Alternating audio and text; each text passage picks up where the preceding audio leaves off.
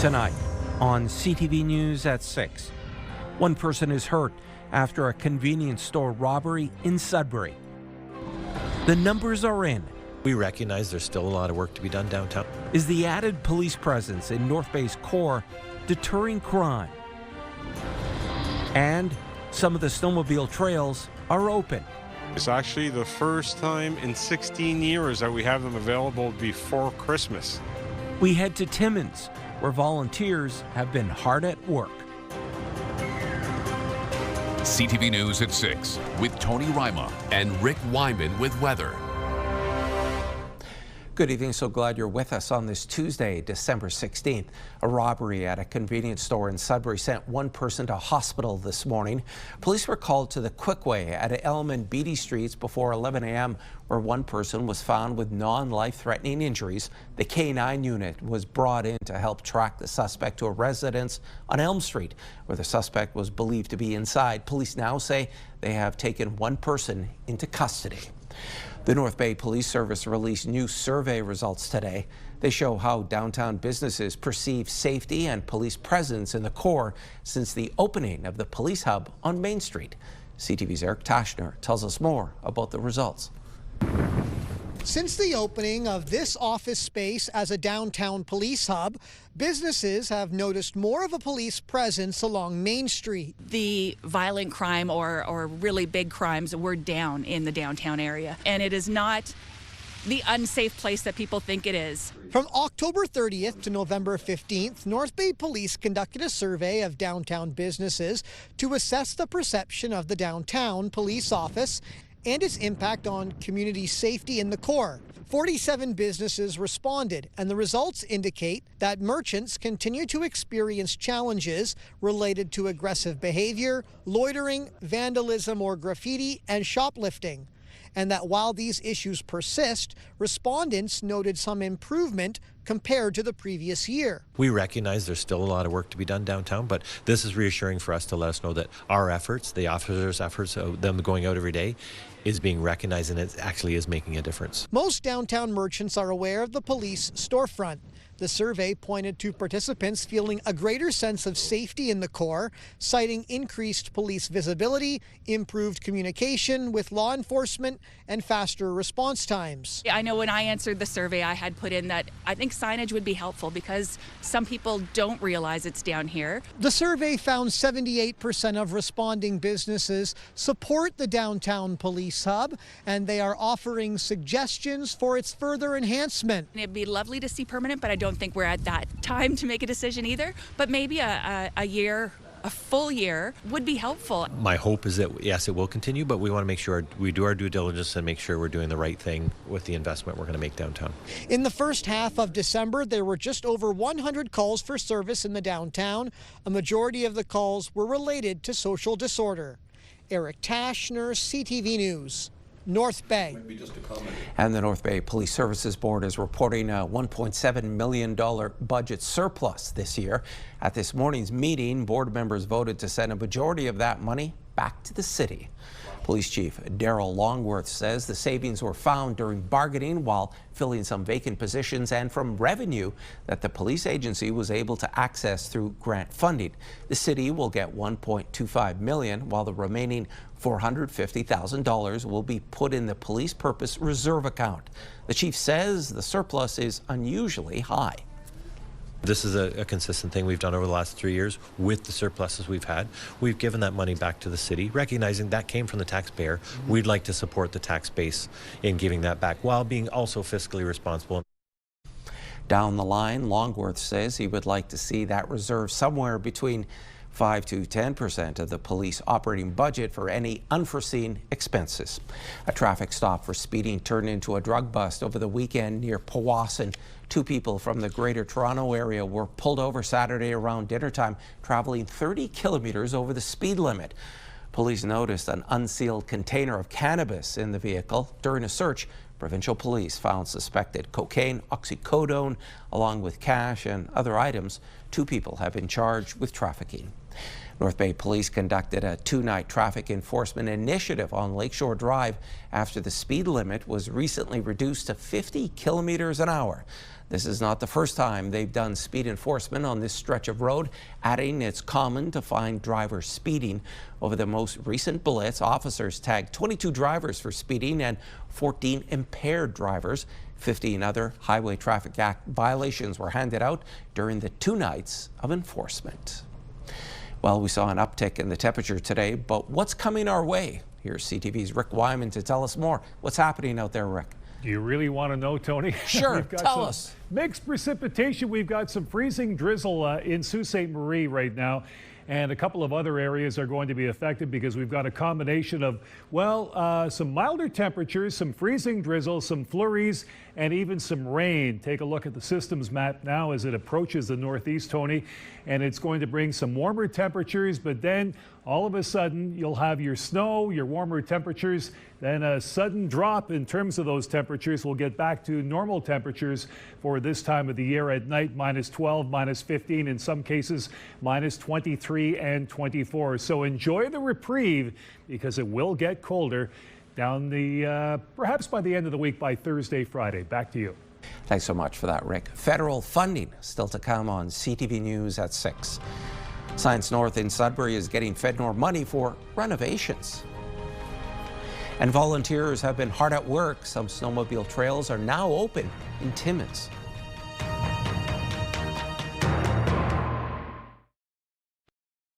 When you see it happen, send it to CTV News.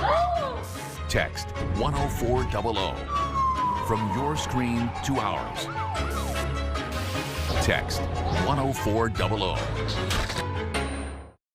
Ontario Minister of Education Paul Calandra posted a video to X this afternoon laying the blame for construction delays of the new school in Parry Sound on the near North District School Board. He was also showing the conditions students are currently learning in at the old Parry Sound High School.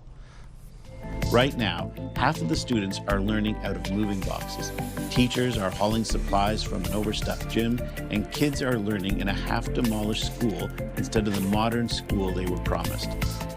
To make things worse, the new school echoes a letter he sent to parents in the near North District School Board.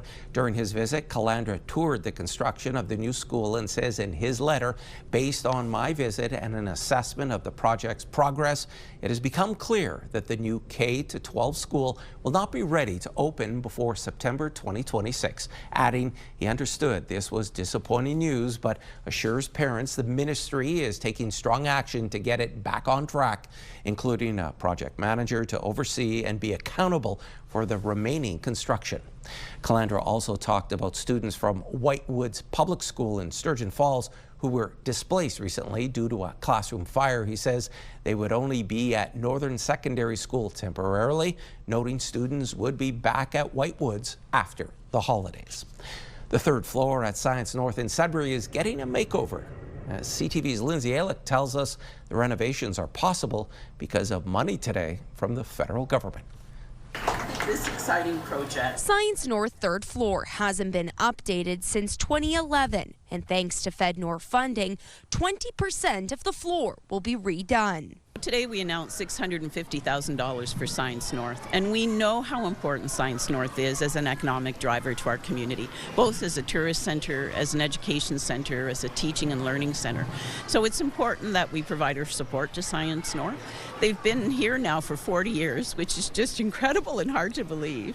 So it's important that they continue to evolve. The project, titled Woven by Water, will modernize and connect the third and fourth floors with a multi-level play structure and a series of exhibits that explore the intricate and vital relationships between water cycles with a focus on Indigenous learning. We often hear from our visitors that they're looking for full body experiences, especially for our older kiddos who are coming through our doors. We have our amazing toddler area, but they really need something for kids their age. And so this climbing structure, they will physically be able to use their whole bodies and climb through this structure that looks and has sort of the artistic qualities of a stream coming down from one floor to the next. In 2024, the center said goodbye to Beaver Cache, and LaRose says Bluecoats knew they had to do something with this space. As our understanding of captive beavers has increased, we understand that they really do need to be more social together, and simply our existing infrastructure doesn't allow for multiple beavers to be located within the Science Centre. So how can we make sure we're still honoring that heritage in a way that feels right for us, and at the same time create a new experience for our visitors? Science North is currently replacing all of these windows, and LaRose says once that project is complete, construction can begin on the 3rd floor, with the hopes of having the new exhibit open sometime in 2028. Lindsay Alex, CTV News, Sudbury. An early Christmas present for snowmobile trail riders in Timmins. The local snowmobile club reports there are a number of trails open, but in a limited capacity. Club officials also give credit to volunteers for getting trails ready to accommodate the machines. CTV's Lydia Chubak reports.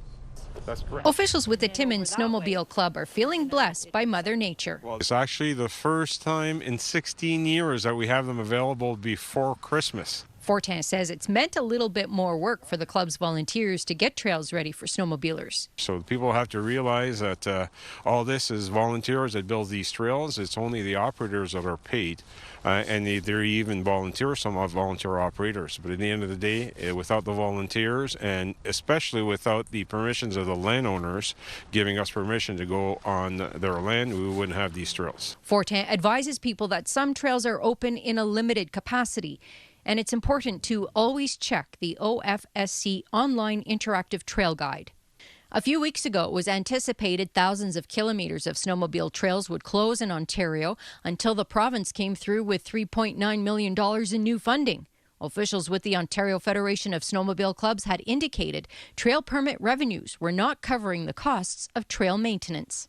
The only thing that we struggle with is obviously expenses. The expenses, the fuel cost, and the equipment is much more than it used to be. But we struggle, but at the same time also we strive. Fortin adds the early snow this fall boosted trail permit sales province-wide. According to the OFSC website, more than 41,000 trail permits were bought before November 1st, making it the largest early season sales total in OFSC history. Lydia Chubak, CTV News, Timmins. Skate Canada says it will no longer host major events in Alberta, sourcing a provincial law that restricts transgender athletes from participating in female-only sports. In a statement, Skate Canada says, quote, following a careful assessment of Alberta's Fairness and Safety in Sport Act, Skate Canada has determined that we are unable to host events in the province while maintaining our national standards for safe and inclusive sport. The decision only applies to national and international level events. Alberta skaters are not barred from participating in Skate Canada programs and competitions. All right, back now for a check on your current conditions. Once again, here's Rick. Tony received an email earlier about someone requesting, well, the real temperature, not the wind chill factor when it comes to our current temperatures. But first, let's take a look at our forecast radar. Mixed precipitation coming in the form of the next couple of days with freezing rain, drizzle, snow. The list goes on and on, but let's get to our current temperatures. So I always like to go with the wind chill factor because that gives you a better idea of really what's happening right here, right now with our current temperatures. With the wind chill, as I say once again, Moosonee -7, Cochrane -10, -11 in Timmins, -9 in Kapuskasing. Here we go. Chapleau -12, Wawa -6, some freezing rain in Sault Ste. Marie at -7. And again in Parry Sound at -10. North Bay this hour, -14, some precipitation there, light snow. Temiskaming Shores -9, Kirkland Lake -6. Greater Sudbury Nickel Belt to -11 with the wind chill, -9 in Espanola, -11 in Elliott Lake, and Gore Bay -9. So Tony, I don't know if you like the actual temperature or the wind chill. These are the temperatures. We'll get into the 7-day conditions, and already I'm being asked about Christmas weather. I'll see what I can do. Back to you. Okay, thanks for that, Rick. It's happening more often. Next on CTV News at 6. More Canadians are being detained at the U.S. border, and we dig deeper into the numbers. And the Liberals' Buy Canadian policy takes effect today.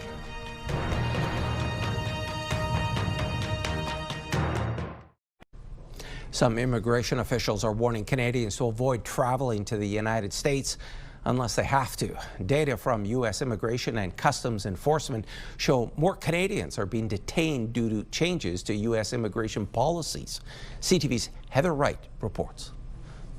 This is North America's busiest border crossing, the Ambassador Bridge, which connects Windsor and Detroit.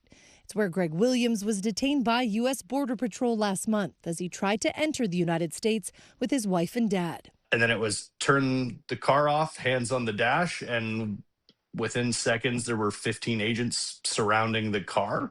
Williams says he was handcuffed and taken into a small room inside the nearby building. He was photographed and fingerprinted before ever knowing why he was being detained. I wasn't worrying about being sent to some, Ecuadorian supermax, which is very much white privilege of me, that it's like I don't have to worry about those things, but that's also like nobody should. Turns out there's another Greg Williams with some sort of a record that prompted the detention of this Greg Williams, an Ontario musician. This happened because I have the same name, and that's crazy. Williams was released after a couple of hours, but his story highlights the growing number of Canadians being caught up in the immigration crackdown underway south of the border. More than 200 Canadians have spent time in ICE custody at some point since January, compared with 137 detained in 2024. Records show at least 6 children were among those detained. While a handful of Canadians had felony convictions or other criminal records, the vast majority were picked up for visa violations or less serious infractions, which experts say marks a major shift in policy. For the most part, from what I've seen, we're looking at very minor criminal infractions, but sufficient to attract the radar of U.S. enforcement. Experts say in the past, Canadians would have been denied entry into the United States or sent back to Canada, but are being detained more frequently. Heather Wright, CTV News, Toronto. The son of actor-director Rob Reiner and his wife, Michelle Singer Reiner, has been arrested in connection with their deaths. We have our robbery homicide division handling the investigation. They worked throughout the night on this case and were able to take into custody Nick Reiner, a suspect in this case. He was subsequently booked for murder.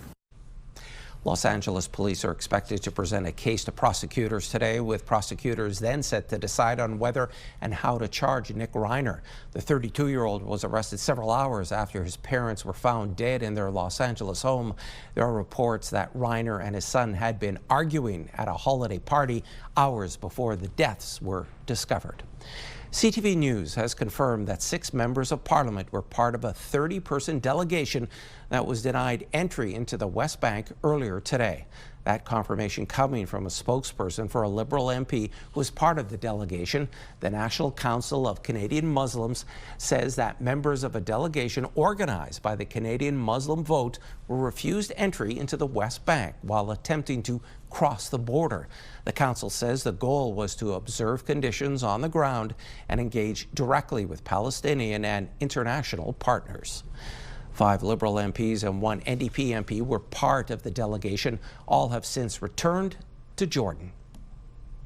Police in Australia now say that the horrific attack that killed 15 people at a Hanukkah celebration at Sydney's landmark Bondi Beach was a terrorist attack inspired by the Islamic State militant group. Early indications point to a terrorist attack inspired by Islamic State, allegedly committed by a father and son. There is no evidence to suggest other individuals were involved in this attack. However, we caution that this could change given it is early in our investigation. Earlier today, the Australian Prime Minister visited with a 42-year-old Syrian-born shop owner who has been praised as a hero for tackling one of the shooters during the deadly rampage. Ahmed Al-Ahmed suffered shotgun wounds to his shoulder and upper body as he tried to subdue one of the attackers. He's scheduled to undergo further surgery tomorrow. Him for the lives that he helped to save, and I wished him all the very best with his surgery that he will undertake tomorrow. Record numbers of Australians have been signing up to donate blood in the wake of the tragedy. On Monday alone, close to 50,000 appointments were booked, with the national donation organization Lifeblood more than double the previous record. And there's more news still ahead, but first, here's your full weather forecast with Rick. You know what, Tony? It's better that we get rid of this messy weather this week than have to deal with it during Christmas week. Forecast radar, we've got some freezing rain in the forecast. We've got some freezing drizzle. We've got some snow. We've got some flurries. Just a mess of everything, and a big difference in temperatures, some warmer temperatures and some colder temperatures. First, let's begin with the overnight rain-snow mix in Greater Sudbury. Sault Ste. Marie, chance of rain, snow. Timmins, well, flurries, 2 to 4 centimeters. Temiskaming Shores, rain, snow, and North Bay, rain, snow once again. So it's already starting.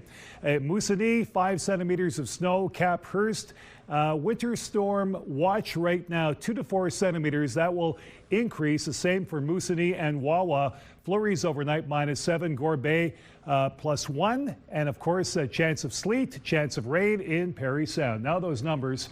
Sudbury Nickel Belt, flurry squalls tomorrow, 0. Rain, snow. Thursday at 3, some snow on Friday, -5. Chance of snow Saturday, Sunday, -5, -9. And -8, Monday, sun and cloud. Sault Ste. Marie Algoma, flurries tomorrow, -1. Rain, snow mix on Thursday at 3.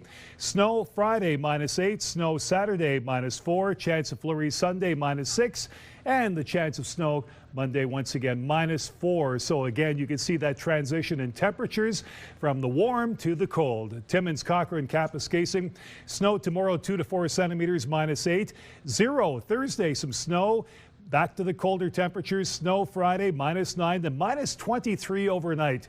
Saturday, Sunday, chance of snow and the flurry activity, -10 and -12 your highs. Big difference from earlier on in the week. Monday, we've got -10, sun and cloud. Temiskaming Shores, Kirkland Lake, flurries for tomorrow, 2 centimeters at +1. Snow rain mix Thursday at 2, -3 Friday with the snow. Big changeover, -22 Friday evening to kick off the weekend. Saturday, some snow, -9.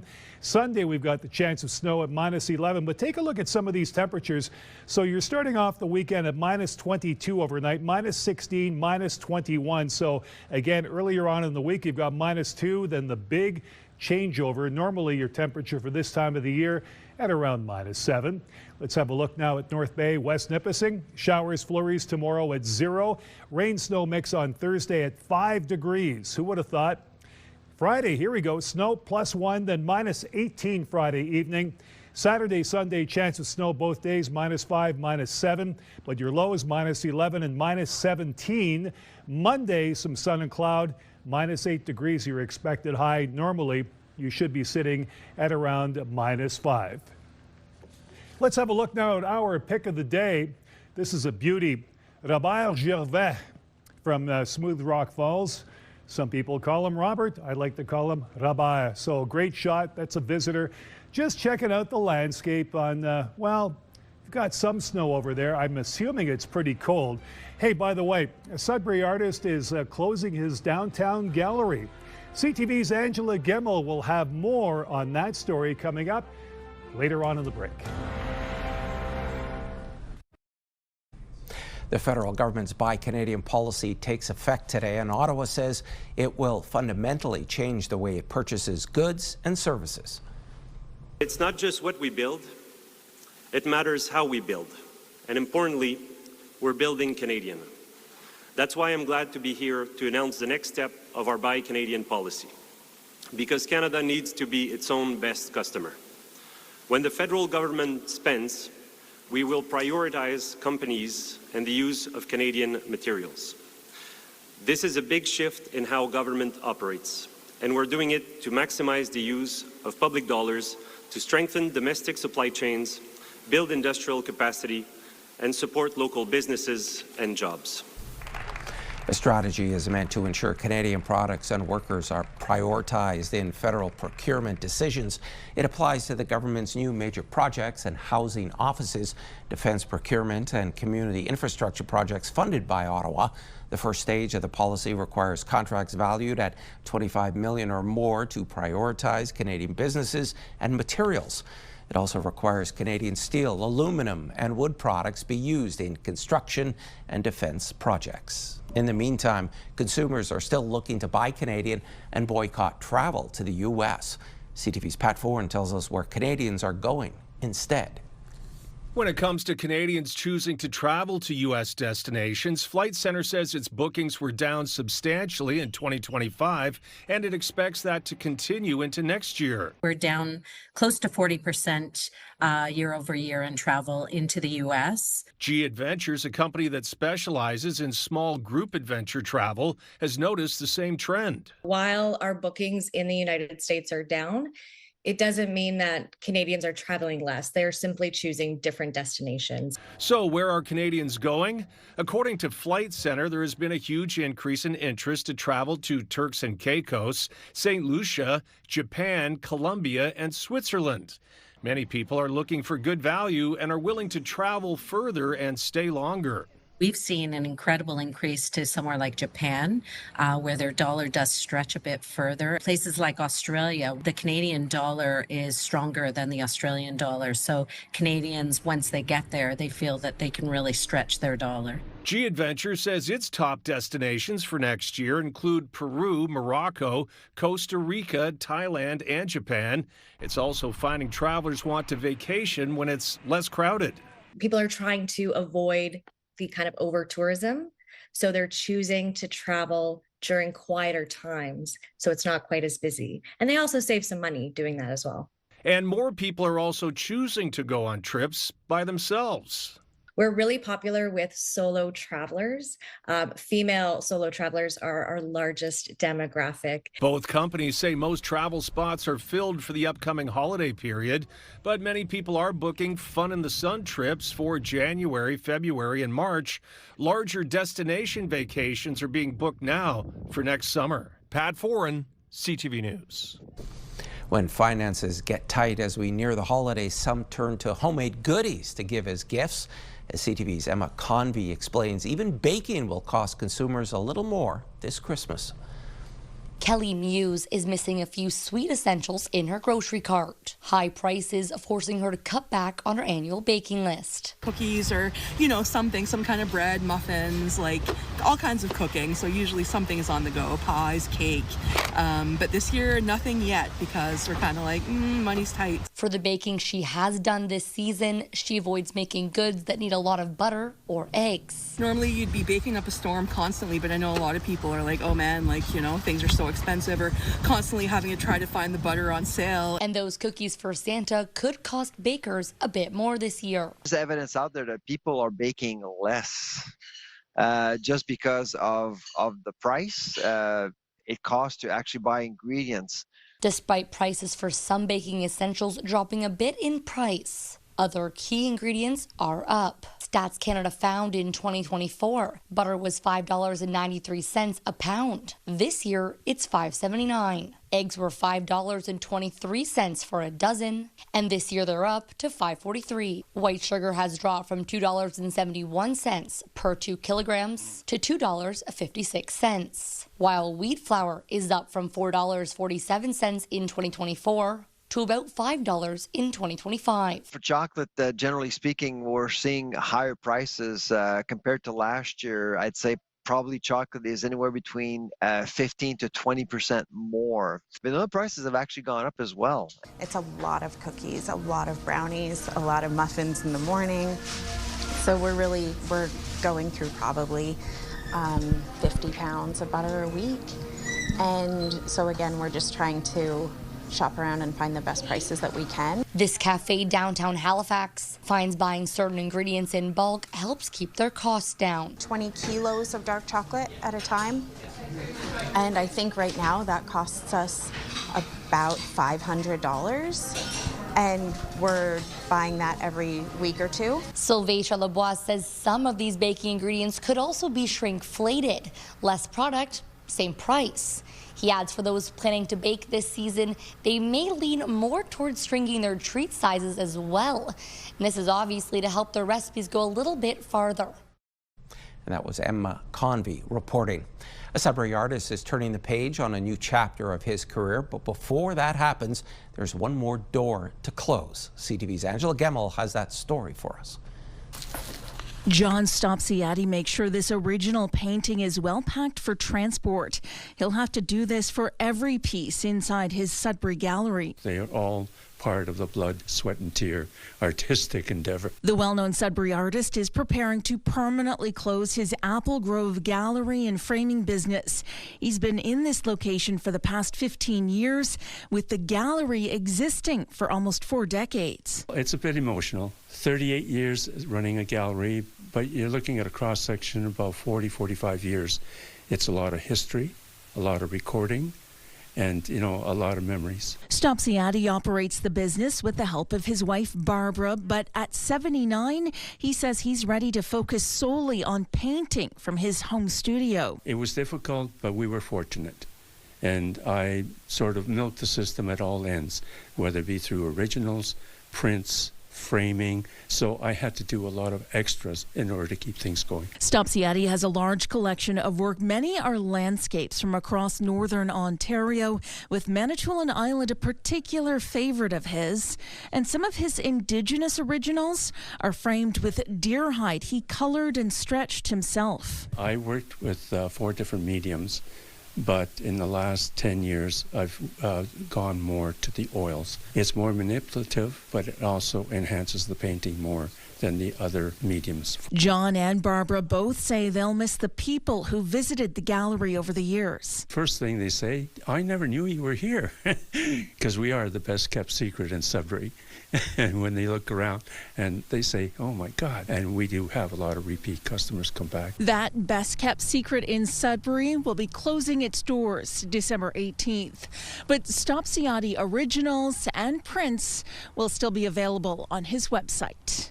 Angela Gemmell, CTV News, Sudbury. He's the voice of the Toronto Maple Leafs. Still ahead on CTV News at 6. The Leafs are going to honor Sudbury's Joe Bowen at tonight's game against the Chicago Blackhawks. Clothing provided by Laura, Melanie Lynn. Ontario has unveiled its annual list of the most popular baby names in the province, and some familiar names continue to claim the top spots. Let's take a look at the most popular girl names in 2024. Topping the list for the 16th year in a row is Olivia. Charlotte and Sophia rounded out the top 3. Many of those names have made the list several years in a row. And for boys, Noah was the most popular name for the 6th consecutive year. Liam was second, followed by Theodore, Oliver, Jack, Henry, Benjamin, Lucas, Mohammed, and Leo were also in the top 10. A game designer in Edmonton is incorporating technology into a new card game. CTV's Gates Gorin has more on how augmented reality is being used. Ryan Stewart was looking for a new way to share some laughs with his friends. When I was in college, me and my buddies would always try to find crazy games to play, or drinking games, or anything that was a social activity like Cards Against Humanity. But he says those games lost their novelty, and he set out to create a new one of his own. He landed on the idea of being able to write prompts and challenges for others to try and do. We started playing it. We're like, you know what, this would actually be kind of cool. A lot of other people thought it was fun to play. After a few years of development, Katzenjammer was created, but not without some futuristic tweaks. Originally, the cards would fold open and you'd have to write dares in, and we're like, oh, well, you can only use these cards 3 times before it's just a mess. So we're like, well, maybe AR would work. The use of augmented reality hides the prompts on the cards and are only revealed when using the game's phone app. Nate's Mike McCready says AR can be seen across many different industries already. The trades, service work, and transportation, just to name a few. So if you ever looked at Google Maps has the ability to overlay directional icons such as arrows and whatnot in where you need to get travel to. Gamers would also be familiar with augmented reality. Another way would also be in entertainment, such as Pokemon Go would be probably one of the more common AR applications that we've seen. McCready says even though we're seeing real-world examples, it's still tech that could be explored even further. Augmented reality still is a bit of a niche area. It hasn't become ubiquitous in every aspect of our life. But I think the more use cases we see will be helpful. Katzenjammer is one of those cases, and Stewart hopes to inspire the next game designer to create something they're passionate about. the reason I made this game is because I wanted to play it and there wasn't a game there. So I think if you're working on a game, AR or not, it's like, do you enjoy playing this game? I think that's the most important part. Gates Gorin, CTV News, Edmonton. An 8-year-old with cerebral palsy in British Columbia is one step closer to getting around on his own 2 legs. It's expensive tech, but thanks to an outpouring of support, Elliot Burns will soon have a pair of robotic legs. CTV's Brendan Strain has that story. I was crying. I literally just started bursting. Genevieve Perron is reflecting on the emotions she felt last week when she realized that the fundraising effort she started for her 8-year-old son Elliot, who suffers from cerebral palsy, had reached its goal. I'm unbelievably grateful. Want to go faster? Okay. Young Elliot uses a wheelchair to get around. In late September, he was given the opportunity to test out Trexo Robotics' smart robotic legs, giving him a chance to walk on his own. It was an experience that she says transformed her young son. Started, dancing a little bit with me, holding hands, and it was just magical. The legs cost roughly $40,000, financially out of reach for the family. So Genevieve turned to the community, starting that fundraising effort, and she was overwhelmed by the support. The money came from Elliot's friends at school and their parents by doing bake sales. The public pitched in, and last week, her co-workers at BCG Engineering got Perron over the line at the company's annual AGM. It is a totally global, game-changing device that really adds layers upon layers of benefit to these kids. Trexo Robotics has children with cerebral palsy that have access to the device build better bone density. As well, their core strength is improved with being in an upright position while getting the added benefit of exercise, something that often escapes those requiring a wheelchair. The Trexo system needs a support frame, so a walk-in frame. Costing roughly $10,000, which is mostly covered under the province's at-home program. Now the family is waiting for that provincial funding to come through, which Elliot's mother says can be cumbersome, often taking up to 12 months for approval. But we got to the goal and over the goal. With the fundraising goal exceeding all expectations, Perron is now looking to use that extra money to expose Elliot to another new experience. It's a bike that is electric and has a platform in the front to wheel in a wheelchair, allowing Elliot and his mother to go on bike rides together, something that Genevieve never imagined could become a reality. Brendan Strain, CTV News, Saanich. The Sudbury 2026 Polar Plunge date has been set for March 7th in Ramsey Lake, with donations going toward the Special Olympics. The community coordinator for the Special Olympics in Sudbury says the 50-50 tickets and 2 chicken to plunge donations will make an impact to athletes in Sudbury and Ontario. The donations will help offset the costs of food, accommodations, and uniforms. It's about $3,500 an athlete to go. So yeah, it helps to have extra money, right? And helps the community gets billed. I think it's $1,400 for this one. So the athlete at that point has to pay half of that.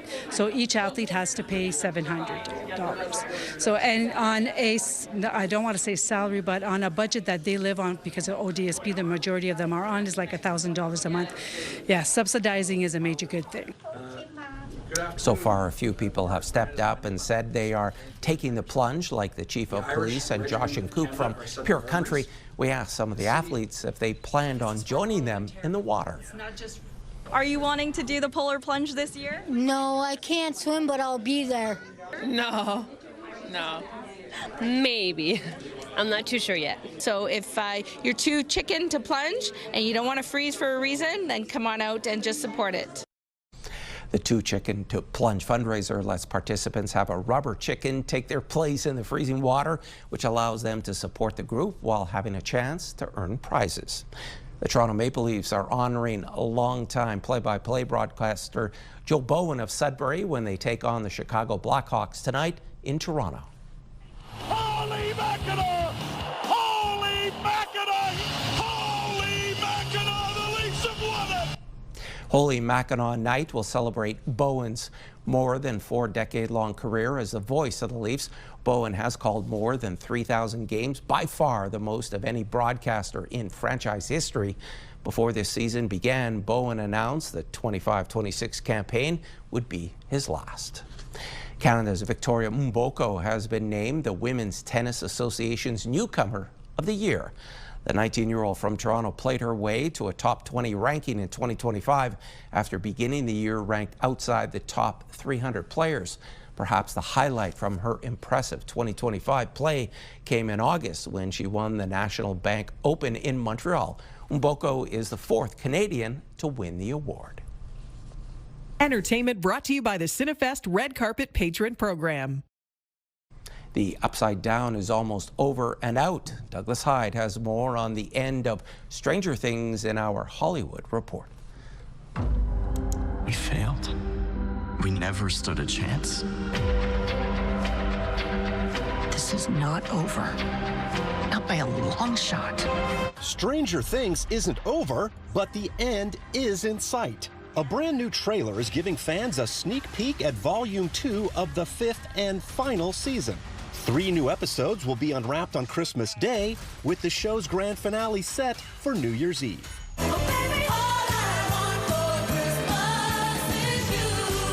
It's official. All I Want for Christmas Is You has now spent more weeks at #1 than any song ever has on the Billboard Hot 100. Mariah Carey's holiday hit is back on the chart again and has now held the top spot a record-smashing 20 weeks since its original release way back in 1994. And one more smile, sir. One way to celebrate the life of the late Rob Reiner is to enjoy the films he directed, some of which are currently streaming. His groundbreaking mockumentary, This Is Spinal Tap, is on HBO Max. The coming-of-age classic, Stand By Me, can be found on Netflix. And the timeless fairy tale, The Princess Bride, on Hulu. Maybe you could come over and read it again to me tomorrow. As you wish. In Hollywood, I'm Douglas Hyde.